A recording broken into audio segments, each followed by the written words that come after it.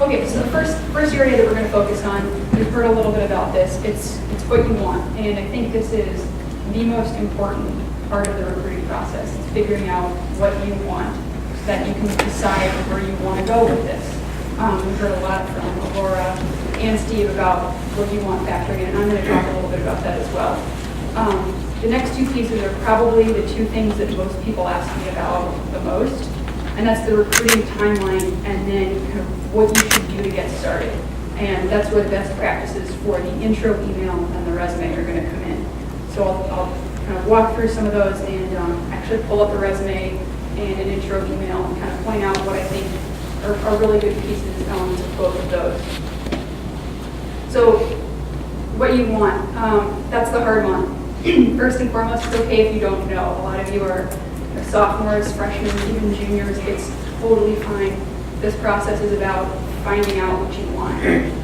One analogy that I like is, imagine if you've never had ice cream before, and then somebody asks you, what's your favorite flavor of ice cream? You should have no context for answering that question. And going through this process, you're finding out what the different schools are like, what the different flavors of ice cream might be like. And somebody's describing that to you, so you're kind of trying to put this image in your head. And as Aurora mentioned, kind of spending time on campus, that is trying a flavor of ice cream. That is getting a taste of it for yourself.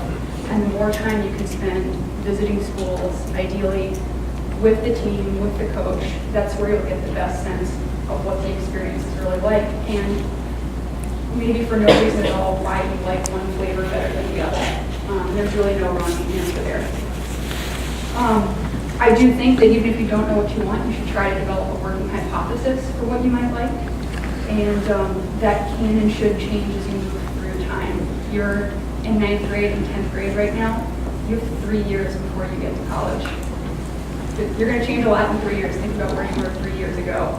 A lot's probably happened. So let's talk about that working hypothesis and how you can come up with it to start. But that can and should change. I like to start by asking kids, what would you do if it was totally your choice? If you had to make a decision today and there were no barriers, you could play golf where you wanted and you could get into any school that you wanted, what might you choose? Some kids might say, Stanford. And the next question is why? And some kids might say, well, it's in California. Okay, so what you're really looking for is, maybe far away, maybe that's what you want. Maybe it's warm weather, that's what you're really getting at. What are those features that play into why you set the school that you might say? And of course, you need to be realistic at a certain point. Maybe the school that you mentioned, when it's totally your choice, is not a school that's attainable, and that's hard. But what elements can you take from that as you're making your decision, as you're exploring other options? I think Aurora also mentioned kind of what have you learned from friends, talking to friends, siblings, word of mouth, going to the golf week rankings are also really helpful. Just kind of hearing from other people what schools they've gone to, what they've liked about it, and use that to inform your own opinion. Visiting athletic team web pages, I think that's really helpful. You can go through and look at a team's roster. Maybe that helps you get a sense of scholarship availability. You can also get a sense of where players are from on their team. Where is that coach recruiting from? Many teams, their roster page has not only a player's recent results for each year of college, but sometimes a section that says what they accomplished before college. And if you're a recruit, looking at that before college section can be really helpful in order to get a sense of what made somebody who's on that team a strong prospect. Kind of can you copy elements of that? What tournaments were they playing in? Looking at the team's schedule and results, that'll give you a good sense of their level of play, how much they're traveling, and again, whether you might be able to fit in with that. You might also be able to see who's in their league, a school that didn't immediately come to your mind, but that when you look at one school's schedule, oh yeah, they played against those other schools, I'm going to look at those schools as well. That can be really helpful. I also recommend going to the admissions webpage. The admissions page will have other information about the school, such as size, location, and academic benchmarks that they're looking for, and the average stats of some of their accepted students. For athletes, the kind of averages might be a little bit different. And that's where, talk about, asking coaches specific questions a little bit. That's where coaches are a great resource for you, figuring out exactly what a coach looks for versus, an admissions officer. So that's a good way to get started with kind of your working hypothesis, what you might want for college. And again, knowing that that might change as you move through this process, as you learn more about the options that are out there. Next, I want to get into the recruiting timeline. All of you are at different stages right now, so you kind of jump in when you can. And there are many different ways to do this. I think the packet that you have is Jalen, that his mom put together, he has a really extensive timeline. I think he started this process as a freshman. You definitely don't need to do that, but you can. I recommend 10th grade spring, kind of second semester of 10th grade. And the reason why is because starting too early, I think you can miss out on some of high school when you do that. You just started high school in 9th grade, and you're already looking forward to college. I think giving yourself some time to settle in, to think about what you want to place in golf. This gives you a little bit of time to do that. And so in 10th grade spring, I recommend making that initial list of schools, kind of asking yourself the where would I go if I could question and having it evolve from there. Again, going to a team's webpage, looking at their roster results. And then, in the spring, sending introductory emails to coaches along with an athletic resume.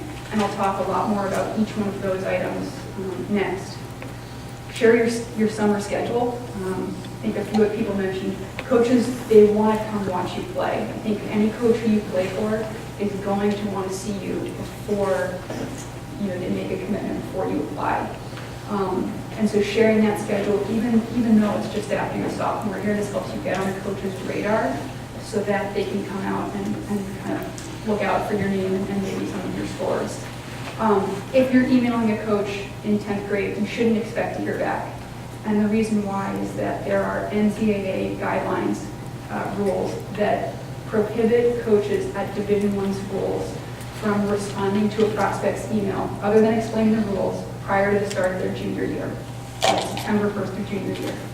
If you're emailing a Division III school, maybe Division II, some of those coaches, their process might happen a little later. So 10th grade, or many Division III schools, that's just not where they are. They're kind of focusing on their current team and the juniors at that point. So don't consider that they're not interested, but you may not hear back.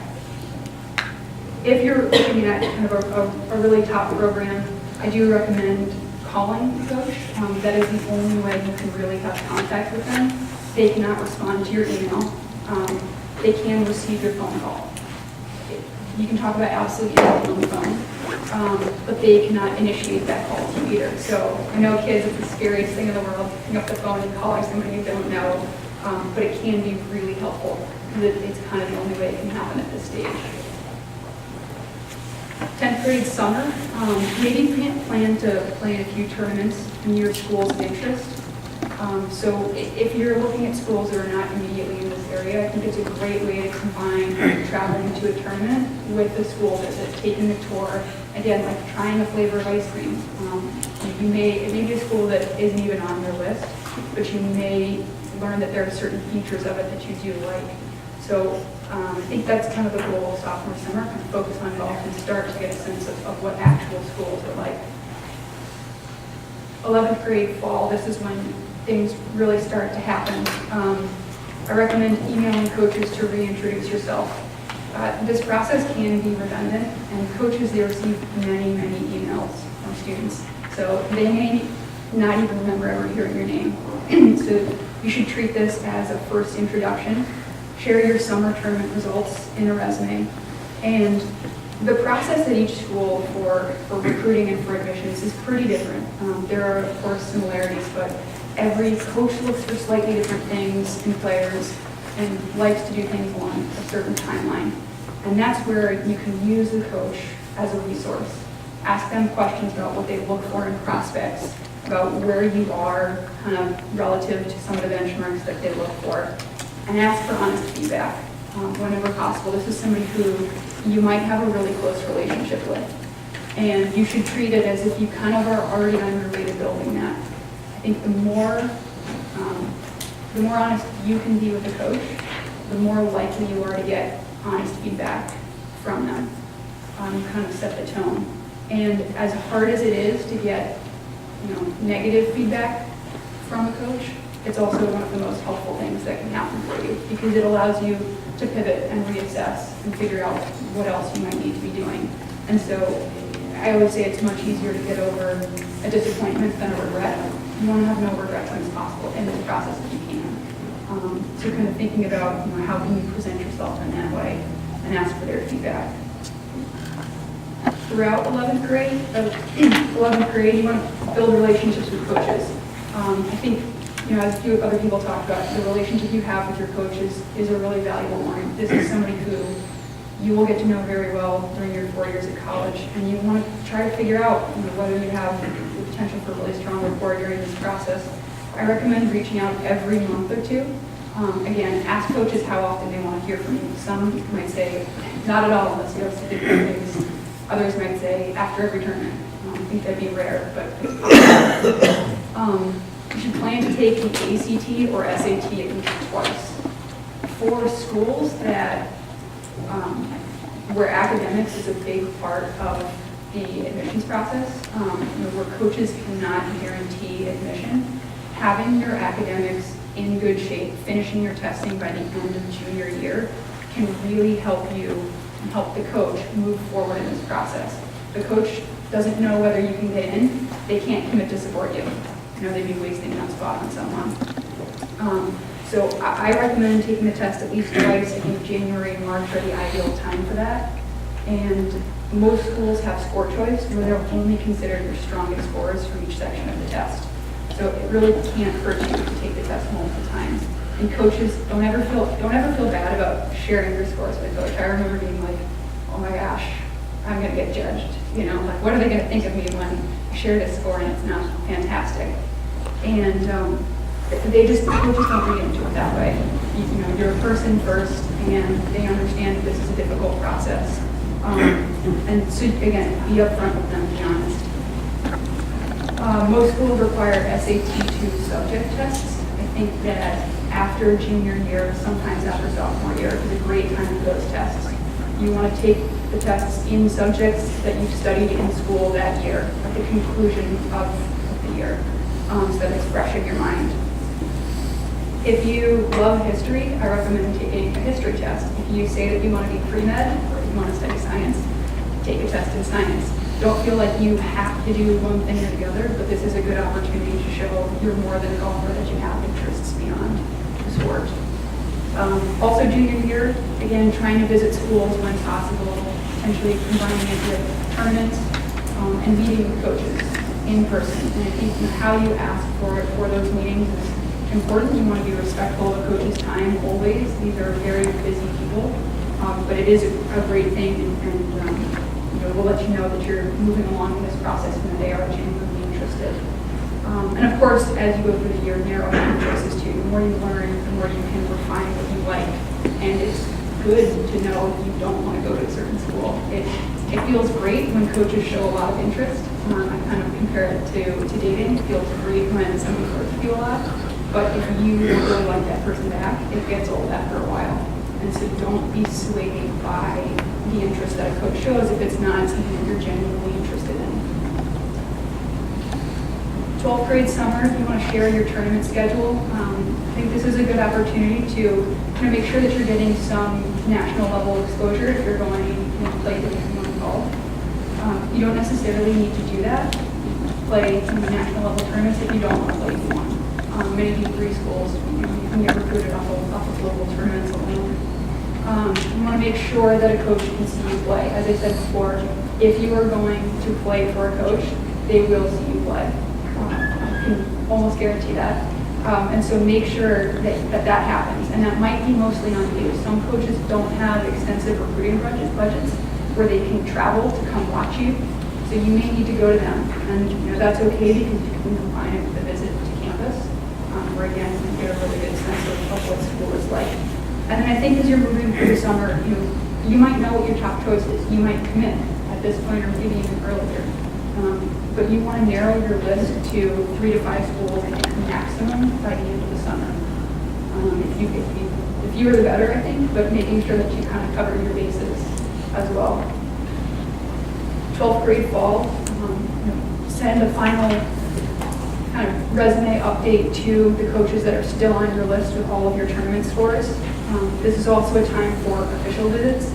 An official visit technically is something that can only happen during senior year once you've started classes. And this is where the school pays for you to come visit. So they take care of airfare, meals. Usually you stay on campus, so there's no lodging fee. You attend classes. Again, a really great way if you are deciding between a couple schools to get one final good look at what you think might be your top choice. So then, of course, you're going to make a choice. Sometimes that's easier than others, and hence submit your application in the fall. And that usually wraps up the recruiting process for most people. Of course, coaches will continue to be in touch afterwards to help you prepare for your college golf experience. But that kind of depends. Every coach has a different preference, and sometimes you might not get in earlier, you might not decide to apply early, and there are still opportunities to apply regular and to get into schools. So just because this assumes that you're finished kind of early in the fall of senior year, it may go beyond that, and that's totally fine. So now we're going to move on to a couple areas of best practices. So I'm going to look at an intro email. I'm going to walk you through, dissect that for what I think are helpful things to do, and then a resume. So I don't know if the pointer's going to work. Hopefully it will.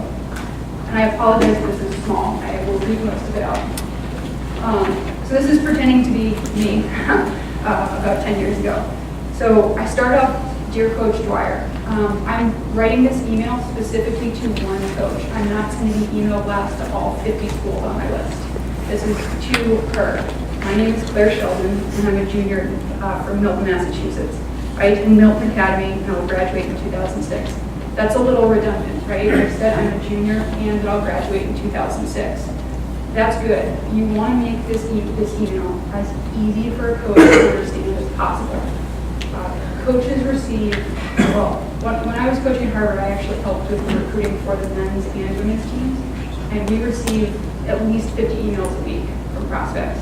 So that's a lot of time to sort through those, in addition to coaching a team, dealing with multiple recruiting classes. So you want to keep it short. I'm a fan of like a one-page email, if not shorter, while still telling your story. So I want to make sure they know I'm a junior. They don't think I'm a senior. And then to express clearly why I'm writing. I'm writing to express my interest in Lehigh and learning more about your golf program. So again, this is to one coach at Lehigh. We've all gotten a form letter, and we usually don't do much with it. We don't want a coach to do that here. So it looks like your team had a great season. Congrats on your tournament this fall. This shows right here that I've gone to the team's website and I've done some research. I've taken special interest in this school, and I think the coach is going to be impressed by that. I give a little bit of a background here just so she has some context. To give you a sense of my background, I started playing golf when I was around 7 years old, and although I've played many sports over the years, I know that I want to pursue career in college golf. I'm sharing my goals right there. I'm telling her what I want to have happen. I think anytime you can share your goals with a coach, make them as specific as possible, that's really good. Coaches care a lot about your previous performance because that's a good indicator of your future success. The other good indicator of your future success is what you want to have happen and how hard you're going to work for it. And so that's a little glimpse of that. I still play field hockey and ice hockey at school. I'll graduate with 14 varsity letters. However, I can't wait to focus all of my athletic effort on golf when I'm in college. I'm excited to see how my game continues to develop during college. So I'm also telling her now I do other things. I was a big athlete, so I want to make sure that she understands that, and that I haven't put all of my efforts into this sport yet. When the coach sees that, she might think, wow, this is somebody who can actually get better in college. For some players, if you've already focused in on the sport, it's harder to get better in college, and you want to make sure that you let a coach know that you are willing to work to make that happen, to continue to improve, even when you have a lot on your plate and a lot of other interests that you want to pursue. I played tournaments throughout the summer, and I've attached a resume with all of my scores for you to review. I really want the coach to open the resume. I'm not putting all of my scores in this email because I don't want it to look too long. Sometimes you open an email and it's like page long, you're like, oof, I'll read that later. And we want to make sure that this email looks really manageable. So the resume is attached. I really want her to open that. So I'm going to entice her by telling her about a highlight that I had.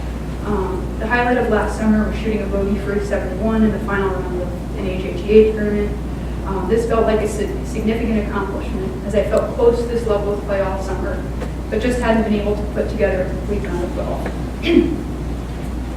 I learned a lot about staying patient, and I loved seeing my hard work pay off. So I've given her the highlight, and then I've also said that I'm interested in learning. As Steve was saying, you can learn a lot from this game, and showing a coach that you have a growth mindset, that whether it's good or it's bad, you want to learn from it, is really valuable. I think it's a great characteristic that many coaches are looking for. Let's see. To give you a sense of my academics, you always want to include where you are academically. I list my unweighted GPA and SAT scores, and then I said I've taken the test twice, and I assume that the coach will respond something like that, but you don't really need to elaborate too much. You might say something like, taking all AP classes if you are, or I take one AP class, or anything that might be interesting to the coach. And then you kind of follow up and ask a few questions.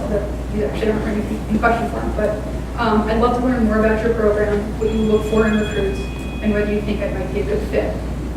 You want that feedback. We're inviting feedback from the coach. And whether it's good or bad feedback that you get, show that you're willing to learn from it. I think that's a really valuable mindset to have, and something that a coach wants. They want players who are coachable. Show that you can be coachable during this process. Thank you for your time and thoughtful consideration. Sincerely, sign my name and I list my class again because I want to hammer that point home. So that's one way to write an intro email. I've also been on the receiving end of intro emails that are a line long and just direct you to a resume, and some that are like a novel. And sometimes those are fun to read if you have the time, but I think kind of the easier you can make it for a coach, the better. And I think that this email, this I would actually consider a little bit on the long end for an intro email. This conversation takes place over the course of a year, probably, maybe more. And so you have plenty of time to share a lot of information about yourself. You don't need to give it all away at once. So now let's look at a resume.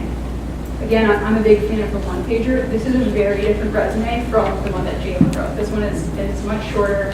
It has a lot less information, but I think it still has a lot of relevant information. So I'll point a couple things out on here. Again, I list my name and my class, my phone number in case they want to call me, although they can't until after July of junior year. If you have an unweighted and a weighted GPA, I would include both. Many schools do actually use your unweighted GPA. Not exactly sure why, but that's what they want to look for.